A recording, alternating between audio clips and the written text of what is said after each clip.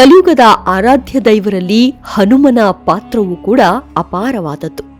ಹನುಮನನ್ನ ನಾನಾ ರೂಪಗಳಲ್ಲಿ ಆರಾಧಿಸುತ್ತೇವೆ, ನಾನಾ ಹೆಸರಿಟ್ಟು ಭಜಿಸುತ್ತೇವೆ.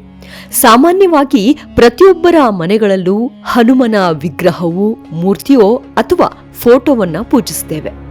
ಸಪ್ತ ಚಿರಂಜೀವಿಗಳಲ್ಲಿ ಹನುಮನು ಒಬ್ಬ. ಪುರಾಣ ಕಥೆಗಳು ಹನುಮನ ಪರಾಕ್ರಮಗಳ ಬಗ್ಗೆ, ಹನುಮನ ಅದಮ್ಯ ಭಕ್ತಿಯ ಬಗ್ಗೆ ವರ್ಣರಂಜಿತ ಕಥೆಗಳನ್ನು ವಿವರಿಸುತ್ತವೆ.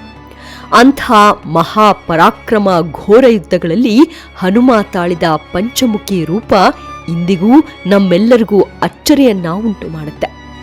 ಹೆಸರೇ ಸೂಚಿಸುವಂತೆ ಪಂಚಮುಖಿ ಅಂದ್ರೆ ಪಂಚಮುಖಗಳು ಎಂದರ್ಥ. ಈ ಪಂಚಮುಖಿ ರೂಪದಲ್ಲೇ ಅಹಿರಾವಣನನ್ನ ಸೋಲಿಸಿ ಭೂಗರ್ಭದಲ್ಲಿ ಬಂದಿಯಾಗಿದ್ದ ಶ್ರೀರಾಮ ಮತ್ತು ಲಕ್ಷ್ಮಣನನ್ನ ರಕ್ಷಿಸುತ್ತಾನೆಂದು ರಾಮಾಯಣ ಕಥೆಯಲ್ಲೂ ಉಲ್ಲೇಖ ಸಿಗುತ್ತೆ. ಹಾಗಾಗಿ ಇಂದಿಗೂ ಪಂಚಮುಖಿ ಹನುಮನ ಹಿತ್ತಾಳೆ ಅಥವಾ ಕಂಚಿನ ವಿಗ್ರಹವನ್ನ ಮನೆಗಳಲ್ಲಿ ಪೂಜಿಸುತ್ತಾರೆ. ಅದರಿಂದ ಸಾಕಷ್ಟು ಒಳಿತನ್ನು ಕಂಡುಕೊಂಡಿದ್ದಾರೆ.